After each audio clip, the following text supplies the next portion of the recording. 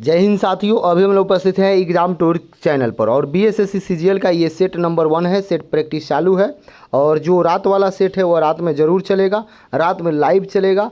रात में 9 बजे से लेकर रात के 12 बजे तक, तो उसको भी देखेंगे। जब ये बता दे रहे हैं, जो भी प्रश्न मिलेगा उससे समझकर ज़रूर याद कर लेंगे और ये आपका 100% प्रश्न इससे पूछा जाएगा। चलिए आते हैं। बिहार में प्रथम कांग्रेसी सरकार का गठन कब किया गया? तो कांग्रेसी सरकार का गठन तो सभी लोग जानते हैं कि 1937 में हुआ, लेकिन कब, डेट यदि पूछ दे तो 20 जुलाई 1937 आप याद रखेंगे। आगे बढ़ते हैं। अगला प्रश्न है, स्वतंत्र भारत के संविधान के अंतर्गत पहला आम चुनाव बिहार में कब कराया गया? स्वतंत्र भारत के आम चुनाव संविधान के अंतर्गत पूछा गया है, तो 1952 याद रखेंगे, 51 नहीं 52 याद रखेंगे। चलिए आगे देखते हैं। बिहार में कुल कितने ज़िले हैं आपसे पूछा जाए तो ये प्रश्न बहुत ही आसान है। तो बिहार में कुल 38 जिला है, लेकिन आपसे पूछा जाए कि पुलिस जिला कितने हैं तो पुलिस जिला 40 हो जाएंगे। यानी कि बिहार में जिला 38, लेकिन बिहार में कुल पुलिस जिला की संख्या 40 होगा। यानी कि 2 अभी पुलिस जिला है, जो यदि जिला बन जाता है तो 40 बिहार में हो जाएंगे। चलिए आगे बढ़ते हैं। यदि आपसे पूछ दिया जाए कि बिहार में कुल कितना विधानसभा का सीट है तो 243 याद रखेंगे। बिहार में कुल कितना राज्यसभा का सीट है तो 16 याद रखेंगे। कुल कितना लोकसभा का सीट है तो 40 याद रखेंगे। यदि विधान परिषद पूछा जाए तो 75 याद रखेंगे। चलिए आगे बढ़ते हैं। आपसे प्रश्न पूछा जाए बिहार की यात्रा करने वाला प्रथम ब्रिटिश यात्री कौन था? 4 नंबर, तो आप याद रखेंगे राफल पीच, यानी कि ए नंबर आंसर हो जाएगा। चलिए याद रखेंगे। और आपसे बता दें, यदि टॉमस रो के बारे में पूछा जाए तो ये जहांगीर के दरबार में आया था 1615 में, टॉमस रो याद रखेंगे। आगे देखिए। यदि आपसे पूछा जाए प्रश्न 5 नंबर, महापाषाण है क्या है, तो इसके बारे में आपको बताना है। तो महापाषाण जो है मृतकों के प्रागैतिहासिक स्मारक है, इसे याद रखेंगे, सी नंबर आंसर। आगे आते हैं। 6 नंबर में पूछा जा रहा है, 6 नंबर क्वेश्चन में, दिल्ली का कौन सा सुल्तान अशोक स्तंभ को कौशाम्बी और टोपरा से दिल्ली स्थानांतरित किया? ये आपसे पूछा जा रहा है। तो आप याद रखेंगे फिरोज शाह तुगलक ने किया था। किसने? तो फिरोज शाह तुगलक ने किया था। चलिए आगे देखते हैं। नेक्स्ट प्रश्न है, निम्नलिखित घटनाओं को कालक्रम के अनुसार व्यवस्थित कीजिए। और सभी अमृतसर का घटना कब घटा था? तो आप देखिए यहाँ पे, चंपारण आंदोलन कब हुआ? 1917 याद रखेंगे। अमृतसर का घटना कब घटा? तो 1919 याद रखेंगे, जालियांवाला बाग वाला या अमृतसर। मोपला विद्रोह कब हुआ? तो मोपला विद्रोह 1921 याद रखेंगे। चौरी चौरा कांड कब हुआ? तो आप 1922 याद रखेंगे। तो इस तरीक़े से जब आप तैयार कीजिएगा तो सबसे पहले सी आएगा, उसके बाद ए आएगा, उसके बाद मोपला विद्रोह और तब अंत में चौरी चौरा 1922 वाला, यानी कि सी नंबर आंसर हो जाएगा। नेक्स्ट देखते हैं। नेक्स्ट है, जैन धर्म श्वेतांबर एवं दिगंबर संप्रदाय में कब विभाजित हुआ? ये आपसे पूछा जा रहा है, तो आप बताइए। तो जैन धर्म श्वेतांबर और दिगंबर में चंद्रगुप्त मौर्य के समय में विभाजित हुआ, इसे आप याद रखेंगे। चलिए आगे बढ़ते हैं। प्रसिद्ध रेशम मार्ग पर किस वंश के शासकों का अधिकार था? ये आपसे पूछा जाता है, हमेशा पूछा जाता है। तो कुषाणों का अधिकार था रेशम मार्ग पर।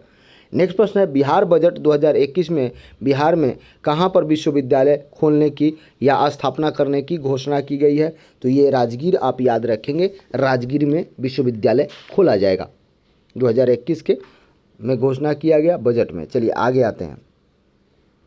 1 साल का आपका करेंट भी तैयार करा देंगे, तो आप ज़रूर जुड़ें यहाँ से। नेक्स्ट प्रश्न है, मुंबईयान नामक पद्य शैली के जन्मदाता बाबर ने अपनी आत्मकथा तुझके बाबरी किस भाषा में लिखी? बताइए, तुझके बाबरी किस भाषा में लिखी, इसके बारे में आपसे पूछा जा रहा है। तो आप क्या करेंगे, ये हो जाएगा आपका तुर्की में लिखे थे, यानी कि सी नंबर आंसर होगा। नेक्स्ट प्रश्न है 12 नंबर, निम्नलिखित में से किस शैलकृत गुफा में 11 सिरों के बोधिसत्वों का आंकन मिलता है? 12 नंबर प्रश्न का आंसर बोलिए। तो ये कन्हेरी गुफा हो जाएगा। नेक्स्ट है, सरदेशमुखी की वसूली शिवाजी इसलिए करते थे क्योंकि वह महाराष्ट्र के पुश्तैनी सरदेशमुख थे। सरदेशमुखी राजस्व का कितना भाग वसूला जाता था? इसके बारे में आपसे पूछा जा रहा है। तो 1/10वां भाग वसूला जाता था सरदेशमुखी। अगला है, मराठों एवं अहमद शाह अब्दाली के मध्य लड़े गए पानीपत के तृतीय युद्ध के में समय पेशवा कौन था? ये आपसे पूछा जा रहा है 14 नंबर। तो बालाजी बाजीराव पेशवा था। अगला प्रश्न है, कृष्णा नदी पर स्थित श्रीशैलम बांध किस राज्य में स्थित है, ये आपसे पूछा जा रहा है। 15 तो ये आप बताएंगे आंध्र प्रदेश में श्रीशैलम स्थित है। अगला होगा 16 नंबर, किस झील को बिहार का पहला व देश का 39वां रामसर साइट घोषित किया गया। चूँकि झील ये है लेकिन रामसर साइट पहला बिहार में घोषित हुआ है, इसलिए ये महत्वपूर्ण हो जाएगा। तो कांवर झील बेगूसराय वाला जो है डी नंबर आंसर हो जाएगा, कांवर झील बेगूसराय, इसे आप याद रखेंगे। नेक्स्ट प्रश्न देखते हैं, 17 नंबर प्रश्न क्या कह रहा है। तो 17 नंबर प्रश्न कह रहा है, निम्नलिखित में से किस राज्य के कुल सिंचित क्षेत्र का अधिकतम प्रतिशत तालाब द्वारा सिंचित होता है, यानी वह कौन सा राज्य है जिसका अधिकतम, तो ये आपका तमिलनाडु राज्य है जिसका अधिकतम भाग तालाब से सिंचित होता है, यानी कि सिंचाई होता है। अगला प्रश्न है, सूची 1 और सूची 2 में मिलान करना है। तो आप देखें, हुंगलू दिया गया है, बाघ टाइगर, भारतीय सिंह, राइनोसेरोस दिया गया है, ये आपको बताना है। तो आप बताएं, यदि आप कमेंट बॉक्स में कमेंट करते हैं तो अच्छा लगेगा। तो आप देख लें, थोड़ा सा ध्यानपूर्वक देखें। तो हुंगलू जो है दाचीग्राम हो जाएगा, और उसके बाद जो बाघ आप देख रहे हैं टाइगर, ये सुंदरबन हो जाएगा। भारतीय सिंह जो देख रहे हैं ये गिर वन हो जाएगा। राइनोसेरोस जो देख रहे हैं राइनोसेरोस, वह आपका हो जाएगा काजीरंगा, यानी कि बी नंबर आंसर सही होगा। नेक्स्ट प्रश्न देखते हैं। यदि आप एग्ज़ाम टूर पर नए हैं तो एग्ज़ाम टूर को ज़रूर सब्सक्राइब करें। यदि किसी भी प्रकार का कोई समस्या हो तो कमेंट बॉक्स में ज़रूर कमेंट करेंगे, सुझाव भी आप अपना दे सकते हैं। चलिए, सतोपंथ ग्लेशियर अवस्थित है, कहाँ पे अवस्थित है सतोपंथ ग्लेशियर, तो ये उत्तराखंड में अवस्थित है, बहुत बार पूछा गया है। नेक्स्ट प्रश्न है, निम्नलिखित में से कौन सी संसदीय कार्यविधि भारत की देन है, तो शून्यकाल भारत दिया था। भारतीय संविधान की प्रस्तावना में न्याय शब्द का प्रयोग किस अर्थ में किया गया है, 21 नंबर आपसे पूछा जा रहा है। तो सामाजिक, आर्थिक और राजनीतिक न्याय के शब्द में प्रयोग किया गया है। वित्त आयोग की अनुशंसितियाँ है, यानी वित्त आयोग की कौन कौन है, तो ये हो जाएगा आपका डी नंबर, सरकार द्वारा सुविधा अनुसार स्वीकृत या अस्वीकृत कर दी जाती है, यानी कि डी नंबर इसका आंसर हो जाएगा।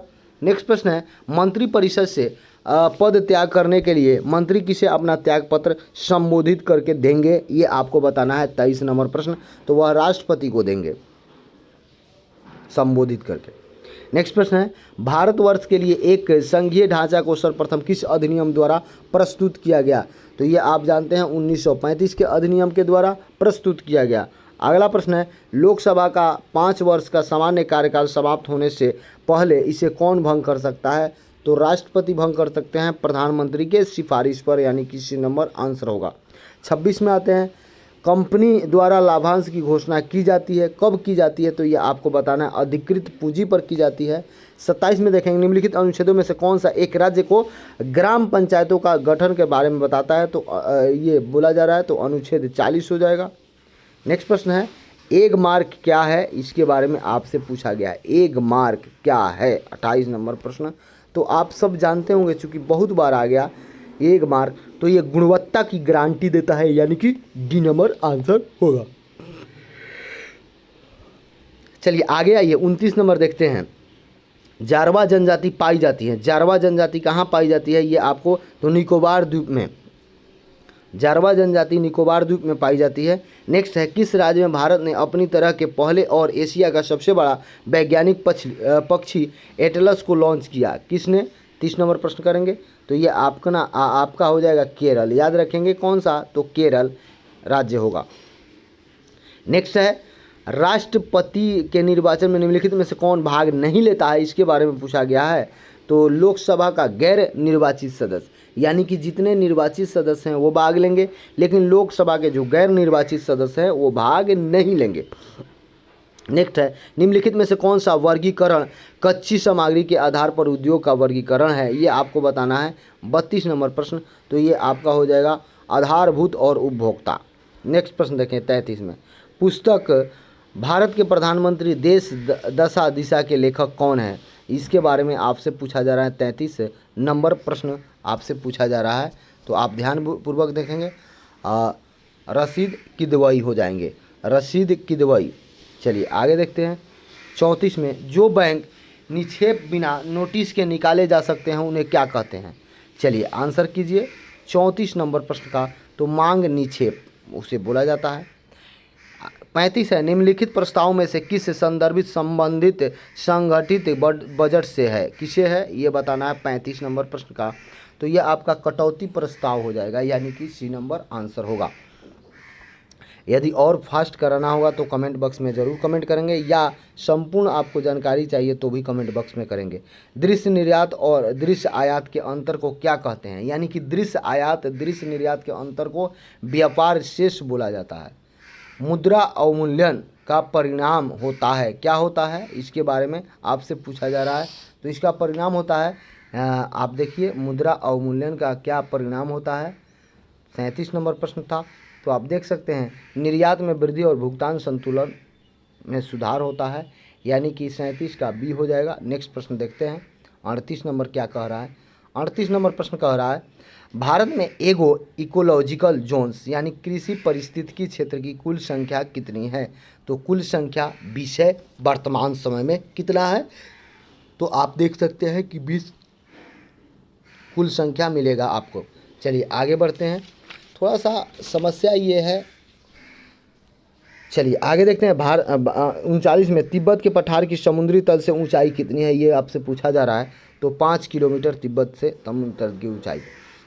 नेक्स्ट है, भारत में निम्नलिखित में से कौन सी पर्वतीय श्रेणी केवल और केवल एक राज्य में फैली हुई है। 40 में पूछा जा रहा है, तो 40 में पूछा तो अजंता हो जाएगा, यानी कि बी नंबर 40 का आंसर होगा। नेक्स्ट प्रश्न है, कह रहा है पद्म भूषण सम्मान प्राप्त करने वाले भारत के पहले पैरा एथलीट कौन है। पैरा एथलीट के बारे में पूछा जा रहा है, कौन बन गए, तो आप हो जाएगा देवेंद्र झाझड़िया, यानी जेवलिन थ्रो वाले जो देवेंद्र हैं उनको दिया गया झाझड़िया, देवेंद्र झाझड़िया याद रखेंगे। भारतीय उपमहाद्वीप पर ग्रीष्म ऋतु में उच्च ताप और निम्न दाब हिंद महासागर से वायु का आकर्षण करता है, जिसके कारण प्रवाहित होता है, क्या प्रवाहित होता है, 42 नंबर आपसे पूछा जा रहा है। तो ये आपका हो जाएगा दक्षिणी पश्चिमी मानसून। नेक्स्ट प्रश्न क्या कह रहा है, कह रहा है भारत के निम्नलिखित क्षेत्रों में से कौन सा कपास का अधिकतम उत्पादन करता है, यानी कि चलिए आगे बढ़ते हैं, आगे देखते हैं। अलमाटी बांध किस नदी पर है, ये आपसे पूछा जा रहा है 44, तो ये कृष्णा नदी पर है। नेक्स्ट है, देश के निम्नलिखित किस राज्य में सबसे पहले सूर्योदय होता है, किस देश में सबसे पहले सूर्योदय होता है, अपने देश के कौन सा राज्य वैसा है, तो आप जानते हैं अरुणाचल प्रदेश। नेक्स्ट है, निम्नलिखित का सही कालक्रम बताएं और इसे याद रखेंगे, कब और कौन सा घटना घटा उसे याद रखें। भारत और सोवियत संधि जो हुआ था ये आपका 9 अगस्त 1971 को हुआ था, 1971 को।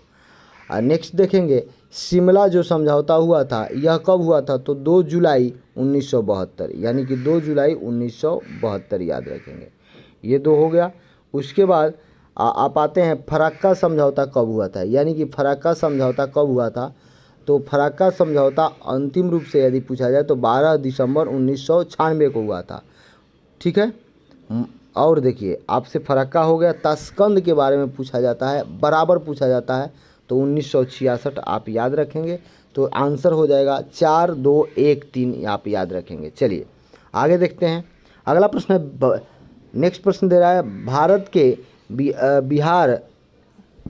के बाहर विश्व के पहले योग विश्वविद्यालय का उद्घाटन कहाँ हुआ। भारत के बाहर पूछा गया है, तो भारत के बाहर के बारे में करेंगे, तो कहाँ पे हुआ, लॉस एंजल्स में हुआ था। नेक्स्ट है 48 में, विश्व खाद्य पुरस्कार 2021 किस भारतीय को सम्मानित किया गया। विश्व खाद्य पुरस्कार डॉक्टर शकुंतला हरक सिंह थिलस्टेड, शकुंतला हरक सिंह याद रखेंगे। चलिए नेक्स्ट प्रश्न देखते हैं। नेक्स्ट प्रश्न की बात करेंगे तो आप नेक्स्ट प्रश्न देखें। अब देखिए यहाँ पे आते हैं, अगला प्रश्न है, नेक्स्ट प्रश्न देखें, 48 तक हो गया है, उसके बाद देखेंगे 48 के बाद 49 में कह रहा है, निम्नलिखित में से किस राज्य ने मार्च 2023 तक सभी घरों में नल कनेक्शन देने का घोषणा किया है, आप बताइए 49 नंबर। तो ये अरुणाचल प्रदेश भी कह दिया है, और अरुणाचल प्रदेश में सबसे पहले सूर्योदय होता है अपने देश। हाल ही में नासा द्वारा जारी 10 नए अंतरिक्ष यात्री की सूची में किस भारतीय को शामिल किया गया है? 50 बोलिए। तो इसमें अनिल मेनन को शामिल किया गया है, इसे आप याद रखेंगे। नेक्स्ट है, निम्नलिखित अभिक्रियाओं में विस्थापन अभिक्रिया का उदाहरण। विस्थापन अभिक्रिया का उदाहरण देना है। तो CaCSO4 Fe FeSO4 Cu, यानी कि ए नंबर है, बाकी नहीं है। चलिए आगे देखते हैं, आगे क्या हो जाएगा। चावल की खेती के लिए आदर्श जलवायु परिस्थितियां हैं। चावल की खेती के लिए क्या है, ये आपसे पूछा जा रहा है 52 नंबर में। तो ये आदर्श हो जाएगा 100 सेमी से लेकर 100 सेमी से अधिक वर्षा तथा 25 सेमी से ऊपर तापमान, ये होता है। नेक्स्ट है, प्राणियों और पादपों की जातियों में अधिकतम विविधता मिलती है। क्यों मिलती है, इसका कारण बताइए 53 नंबर प्रश्न का। तो उष्णकटिबंधीय के आर्द्र वनों में। चलिए आगे देखते हैं। 54 में कह रहा है, भारी मशीनों से स्नेहक के रूप में निम्नलिखित में से किस वस्तु का इस्तेमाल किया जाता है? ये आपसे पूछा जा रहा है। तो ग्रेफाइट का इस्तेमाल किया जाता है। नेक्स्ट होता है, स्पंज क्या होता है? स्पंज क्या होता है? 55 नंबर, ये आपसे पूछा गया है। तो आप देखेंगे स्पंज एक जीव होता है। नेक्स्ट है, एक बीकर 4 डिग्री सेल्सियस पर पूर्ण रूप से जला हुआ है, जल ऊपर से होकर बहने लगेगा या नहीं, ये आपको बताना है। 56 नंबर प्रश्न में आप क्या कह रहे हैं? तो 56 का आंसर होगा 4 डिग्री से ऊपर गर्म किया जाए, 4 डिग्री से नीचे ठंडा किया जाए, तब ये संभव होगा। चलिए 57 में क्या कह रहा है? 57 कह रहा है, भूमंडलीय तापमान का मुख्य कारण किसकी वृद्धि है? किसकी वृद्धि है भूमंडलीय तापमान का मुख्य कारण? तो ये कार्बन डाइऑक्साइड की वृद्धि है। नेक्स्ट प्रश्न है 58 में कह रहा है, ध्वनि को आँख के रूप में प्रयोग करने वाला प्राणी कौन है? ध्वनि को आँख के रूप में प्रयोग करने वाला प्राणी कौन है? तो चमगादड़, इसे आप याद रखेंगे। चमगादड़ है ध्वनि के रूप में आँख का प्रयोग करने वाला। चलिए अगला देखते हैं, लैंप की बत्ती में तेल ऊपर चढ़ता है क्योंकि? तो आप जानते हैं केशिकीय क्रिया जो होता है उसी के कारण, केशिकत्व की जो क्रिया होता है उसके कारण। नेक्स्ट प्रश्न है, राइबोसोम की संरचना में होती है, क्या होती है, ये आपको बताना है 60 नंबर प्रश्न का। तो संरचना जो आरएनए तथा प्रोटीन्स के होते हैं, आरएनए तथा प्रोटीन्स के होंगे। चलिए नेक्स्ट प्रश्न देखते हैं, 61 नंबर प्रश्न आप लोग करें, यदि नहीं। चलिए आगे देखते हैं, यक्षामा के रोगियों के निम्नलिखित में से कौन सी औषधि प्रभावशाली होती है, ये आपको बताना है।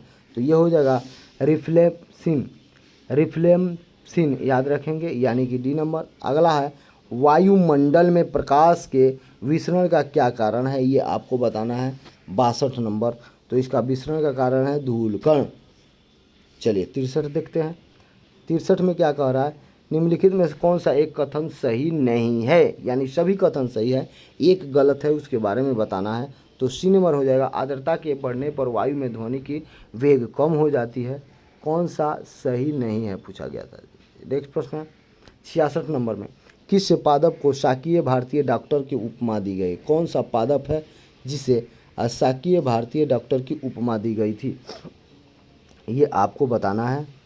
चलिए आगे देखिए, तो ये आपका 63 नंबर जो सवाल पूछ रहा था नहीं बोला था, तो ये बी हो जाएगा, वायु में ध्वनि के वेग दाब पर निर्भर नहीं करता है। चलिए नेक्स्ट देखते हैं, 64 नंबर में क्या कह रहा है, किस भारतीय पौधा को ये संज्ञा दिया जाता है भारतीय शाकीय डॉक्टर की? तो तुलसी को ये बात का संज्ञा दिया जाता है। 65 नंबर क्या कह रहा है, जैव विकास के संदर्भ में सांपों में अंगों का लोप होने का स्पष्ट किया जा सकता है, क्या किया जा सकता है? तो उपार्जित लक्षणों की अनुवांशिकता गति से। नेक्स्ट है, एक पिन पर 2 बल काम कर रहे हैं, किस पिन पर या किस गति प्रदान होंगे? 66 नंबर पूछा जा रहा है। तो किसी भी दिशा में कोई गति नहीं, चूँकि 8 न्यूटन पूरब खींच रहा है, 8 न्यूटन पश्चिम खींच रहा है, तो कोई नहीं होगा। क्वथनांक होता है, क्या होता है, ये आपको बताना है 47 नंबर। तो एक निश्चित तापक्रम पर निर्भर करता है। चलिए थोड़ा सा फास्ट रिवाइज कराएंगे आपको, डेली सुबह में ही डाल देंगे 7 बजे, इसे रिवाइज कर देंगे, और रात के 9 से 12 मेरे साथ ज़रूर आप जुड़ें।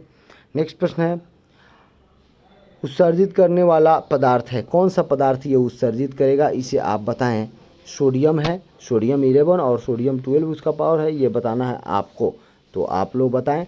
तो देखिएगा, आपसे एक बात बता दें, ये मैगजीन उत्पादित करेगा। नेक्स्ट प्रश्न है, एक ही पदार्थ के विभिन्न अणुओं में से जो आपसी आकर्षण होता है क्या कहलाता है? चलिए 69 नंबर आंसर कीजिए, क्या कहलाता है? तो ये असंजक बल कहलाता है। अगला है उत्तल लेंस की फोकस दूरी अधिकतम होगी, कब होगी? ये आपसे पूछा जा रहा है 70 नंबर प्रश्न। तो आप बताएं, लाल प्रकाश में होगा।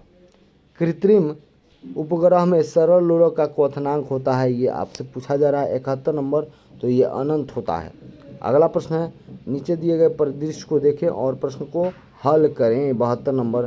तो आप देख सकते हैं सेल लगा हुआ है, 2 बैटरी लगा हुआ है, कुजी लगा हुआ है। तो इसको हम क्या करेंगे? वोल्ट मीटर से नापते हैं, यानी कि 73 नंबर का वोल्ट मीटर, 72 नंबर का वोल्ट मीटर। चलिए 73 देखते हैं। एक ऐसा उदाहरण जिसे विद्युत ऊर्जा का प्रकाश ऊर्जा में स्थानांतरित हो रहा है। तो ये आपका हो जाएगा विद्युत धारा से विद्युत बल्ब का बनना। चलिए आगे देखते हैं। यदि किसी भी सरल लोलक की लंबाई बढ़ा दी जाए तो उसका दोलन काल पर क्या प्रभाव पड़ेगा? लंबाई बढ़ेगा तो दोलन काल पर क्या प्रभाव बढ़ जाएगा वो भी। नेक्स्ट है 220 वोल्ट पर किस विद्युत बल्ब के परंतु तंतु में 0.2 एम्पियर धारा 10 मिनट तक बहती है, इसमें कितना विद्युत व्यय होगा? ये आपसे पूछा जा रहा है। कितना नंबर? 75 नंबर। तो 220 ऊर्जा जूल व्यर्थ होगा, यानी कितना? तो 220 ऊर्जा जूल आपका व्यर्थ होगा। एक बात और बता दें, जो भी विद्यार्थी हैं उनसे मैं यही कहूँगा कि आप लोग अच्छा से तैयारी करें। किसी भी प्रकार का कोई समस्या हो तो कमेंट बॉक्स में कमेंट। किसी समबाहु में जिसके आंतरिक कोणों का योग बाह्य कोणों के योग का इतना अनुपात है, समबाहु में कुल कितनी भुजाएं हैं, ये आपसे पूछा जा रहा है। तो समबाहु त्रिभुज में कितनी भुजाएं हैं याद करने के लिए n-2 इंटू 180 डिग्री बट्टा में 360 डिग्री करिए, ये आपका हल हो जाएगा। n-2 इंटू 180 डिग्री बट्टे में 60 डिग्री करिए। तो n के जगह पर क्या है? तो n-2 बट्टा में 2 बराबर 5 बट्टा में 1। इसको हल कीजिएगा तो आपका 12 आएगा। यदि इसके बावजूद भी किसी भी प्रकार का कोई समस्या हो तो कमेंट करें। जय हिंद, जय भारत, जय युवा। एग्जाम टूर को जरूर सब्सक्राइब